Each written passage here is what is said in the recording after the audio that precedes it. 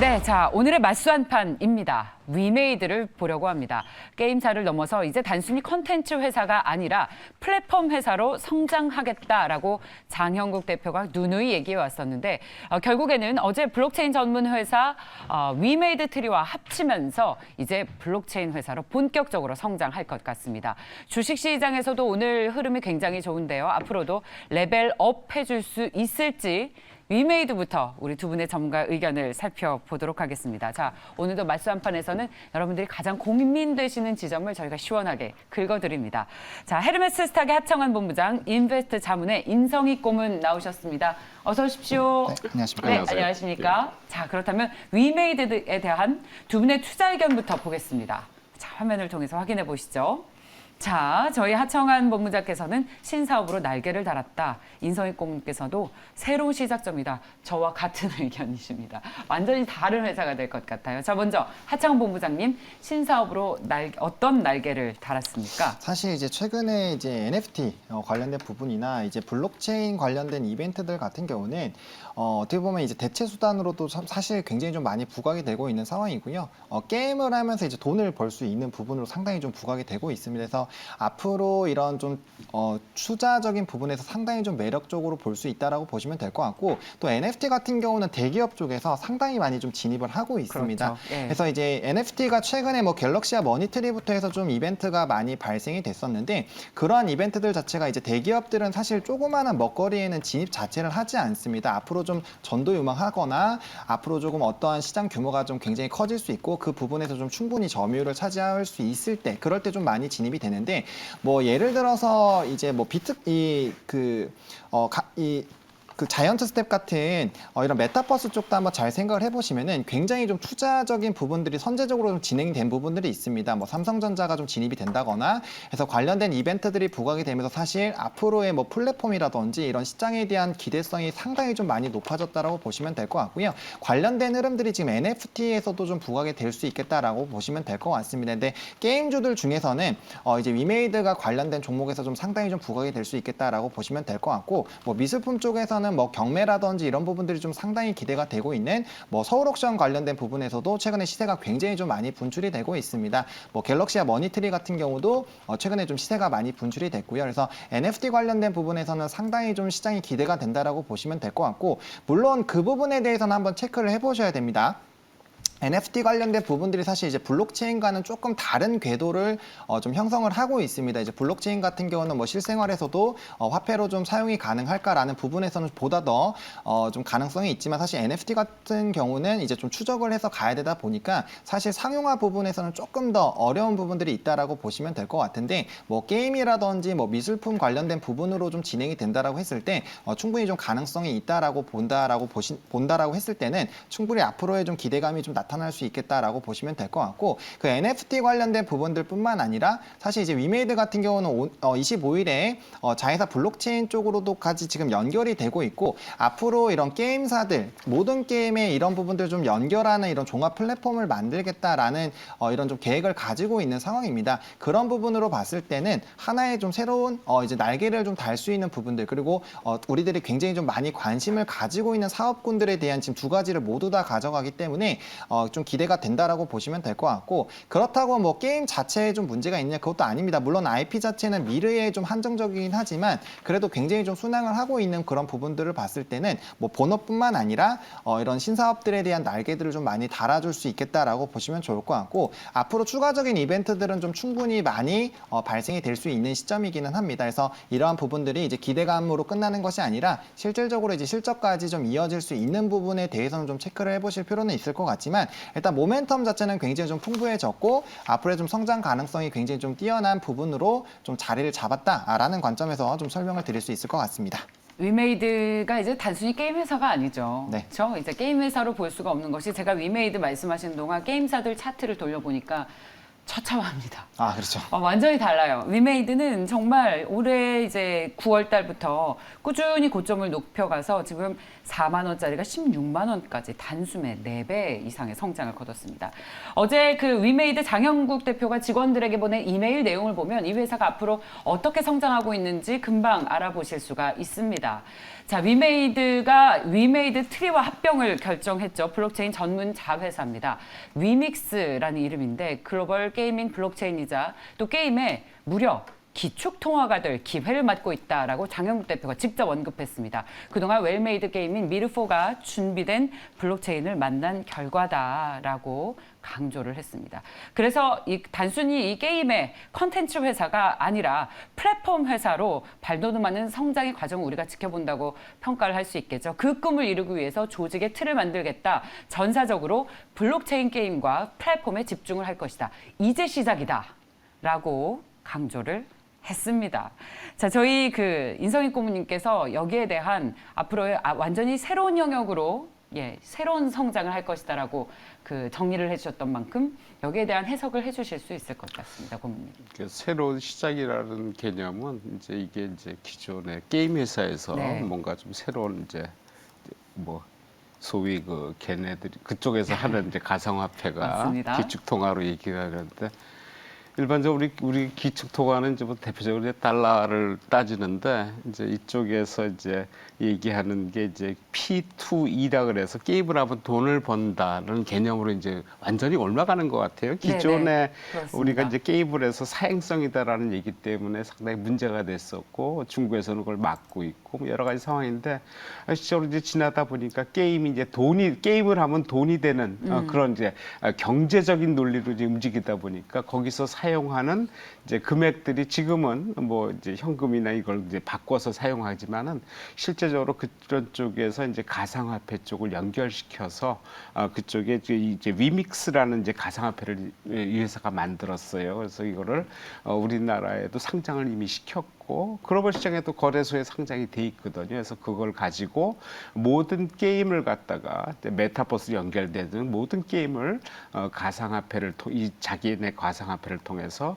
구축을 했다. 그러니까 기축통화, 달러화 시키겠다. 뭐 이런 의미로 해서 맞아요. 새로운 세계로 영역으로 진입한다. 뭐 이런 내용인 것 같아요. 그런데 실제적으로 주가는 지금 좀 많이 올라와 있어요. 그래서 저 개인적으로는 오늘 거래량, 오전 거래량이 좀 많이 있거든요. 그래서 오늘 정도면 일단은 매도 쪽으로 한번 들어갔다가 좀 다시 봐야 되는 게 아닌가라는 생각이 이 회사가 실적을 보면은 뭐 올해 한 1,100억 정도 예상을 하고 있거든요. 작년에는 뭐 작년, 재작년 계속 적자였어요. 예. 좀 더 기회를 좀 자세히 말씀드리면 좋겠지만은 하여튼 그런 식으로 했는데 현재 그 한 1,100억 적자, 그러니까 영업이익 흑자를 냈는데 비슷한 회사 게임 회사들이 많이 있는데 비슷하게 뭐 카카오 게임즈라든지 뭐 컴투스라든지 여러 가지 회사를 갖다 비교해 봤을 때 내용은 좀 다르고 여기는 지금 이 게임 내용 미르포라는 게임 내용보다는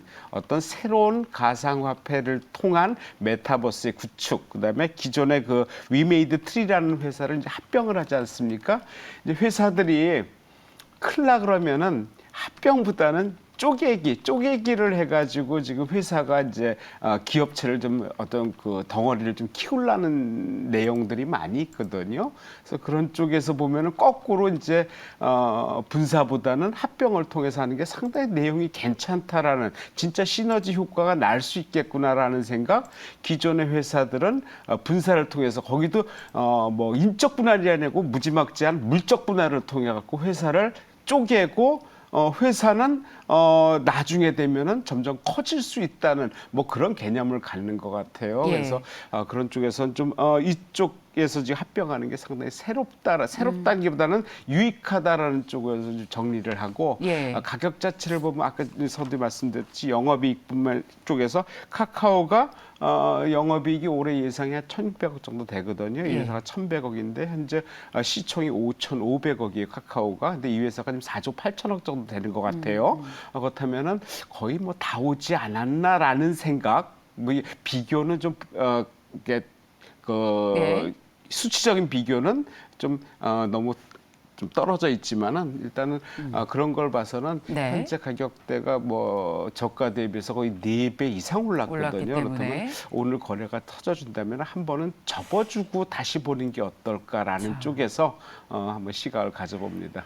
이 게임 회사들이 이렇게 블록체인 기반의 어떤 기술에 뛰어들고 가상화폐를 만들고 하는 것은 게임이라는 컨텐츠를 가지고 있기 때문인데, 가상화폐를 만들겠다라고 눈독을 들이는 회사는 위메이드뿐만이 아닙니다. 제가 주위에서 듣기로도 올해 초부터 네오위즈도 준비를 했고 많은 회사들이 준비를 했지만 이 본격적으로 이 가시적인 성과를 나타내는 게 위메이드고, 특히 장영국 대표가 아주 오래전부터 이런 꿈을 가지고 강조를 해왔었던 것이 오늘날의 결과로 나오고 있는 것 같습니다. 자, 그렇다면 앞으로 주식시장에서는 우리 임고문님께서는 너무 많이 올랐다라고 판단을 하셨고, 아예 역사적 신고가를 기록하고 있는 만큼 새로운 영역에 진입을 한다면 주가도 예측을 하지 못하는 거 아닌가. 지금도 늦지, 오히려 이제 시작이 아닐까라는 생각도 드는데, 지금 만약에 매력을 느끼신 분들이 주식시장에서 관심을 갖는다면 신규 매수하겠다는 것에 대해서 어떻게 조언을 해주시겠습니까?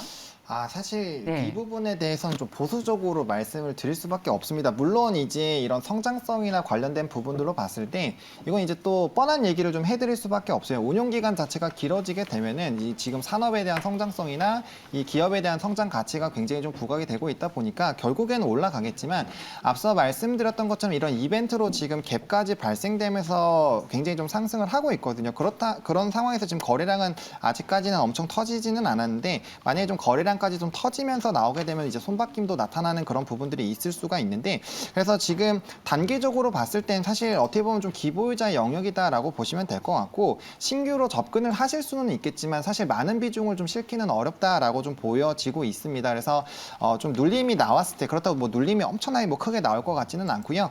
조금은 그래도 이제 상승할 때 보면 한 번씩 이제 계단식으로 좀 상승하기 때문에 기회 자체는 좀 주거든요. 그래서 조금 더 좀 낮은 가격대에서 약간의 물량 소화도 하고 좀 횡보를 할 때 좀 접근을 해보는 게 맞지 않을까라고 보고 있고, 사실 이렇게 지금 신고가 패턴에서 게다가 오늘장에서 거의 20%가 올라가는데, 이 부분에서 좀 강력 매수를 좀 말씀드리기에는 좀 보수적으로 말씀을 드릴 수밖에 없겠다라고 좀 정의를 좀 드려보도록 하겠습니다. 네, 자, 지금도 방송 중에 상승폭을 더욱 키우면서 19% 넘게 오른 16만 7,400원으로 오늘 역사적으로 새로운 기록을 쓰고 있습니다.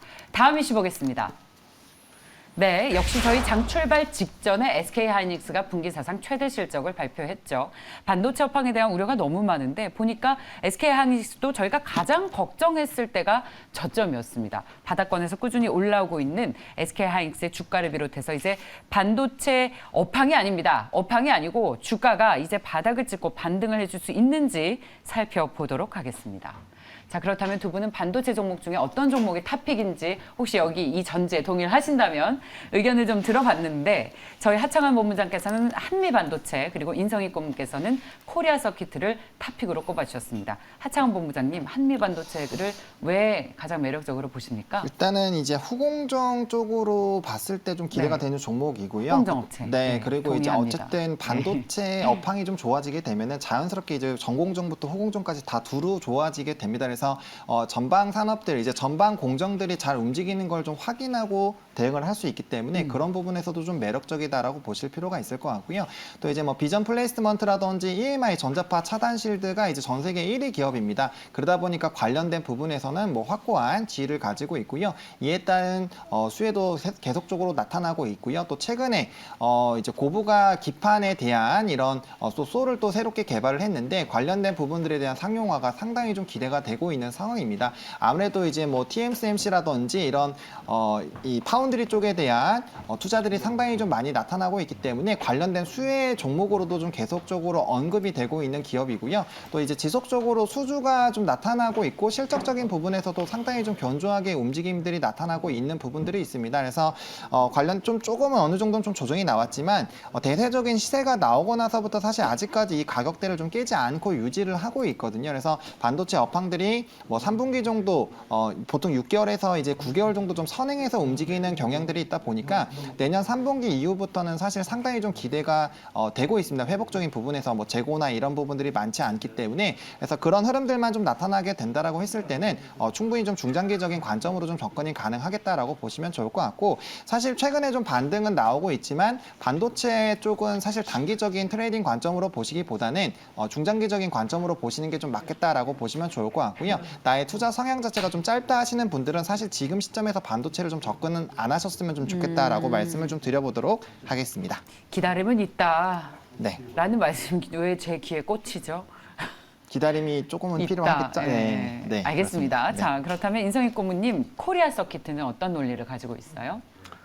뭐 코리아 서킷을 추천하려고 했다기보다는 예. 최근에 반도체가 워낙 안 좋잖아요. 그래서 이제 하이닉스가 최근에 좀 올라가긴 며칠 사이에 올라가긴 하는데 우리가 뭐 하이닉스하고 이제 삼성전자 뭐 그게 이제 올라줘야 이제 반도체도 같이 풀리는데 우리 반도체 쪽에 하면은 뭐 딱 두 가지로 이제 나뉘는 것 같아요. 하나는 이제 메모리 반도체하고 이제 시스템 반도체라고 하는 소위 지금 최근에 그 수요가 엄청난데 공급이 딸리는 뭐 그런 양상을 하는 이제 파운더리 업체 TSMC를 대표적으로 얘기를 하는데 아무래도 그거나 그 수요 예측을 잘못한 거지요. 그러니까 코로나가 왔고 그거에 대해서 사람이 이동이 적을 것이다. 그렇다면 차량 판매가 그렇게 많지 않을 것이다. 여러 가지 그 생각을 해서 이제 차량용 반도체 확 줄이고 이제 딴 쪽으로 이제 키웠는데 실제적으로 뚜껑을 열어보고 코로나가 와서 다가오니까 뭐 생각 외로 그런 쪽에 수요가 상당히 많이 늘리고 차량 소비가 상당히 신차 소비가 늘어나는 그런 양상까지 띄운 거에서 그런 쪽에서 엄청나게 이제 예측이 이제 잘못돼 가지고 이게 지금 내년까지 가야 되는데 아무래도 그런 쪽에는 시스템 쪽은 이게 파운드리 업체는 공정 시설이 상당히 이제 문제가 되거든요. 그러니까 함부로 늘릴 수가 없는 거예요. 왜냐하면 수요 예측이 잘못돼가 요번처럼 잘못돼 가지고 부족한 상태도 있지만은 향후에 쓰지도 않는데 공장만 들려서 계속 만들어서 만약에 이 공급이 진짜 월등히 많아진다면은 회사로서는 큰 충격이거든요. 그래서 그런 쪽에서 당분간은 뭐 내년 상반기까지도 시스템 반도체 부족 사태는 계속 이어질 거라는데 상대적으로 이쪽 메모리 반도체는 지금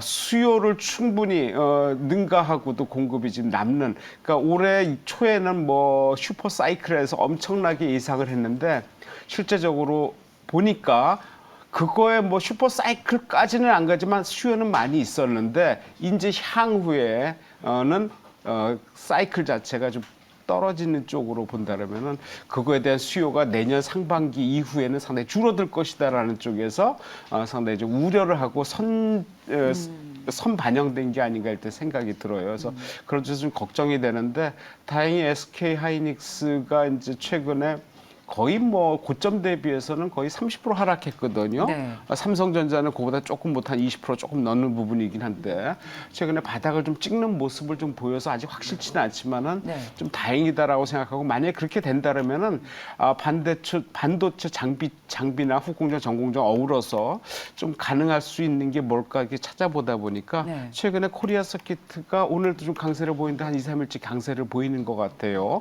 코리아 서킷은 아무래도 PCB 업체인데 실적이 괜찮거든요.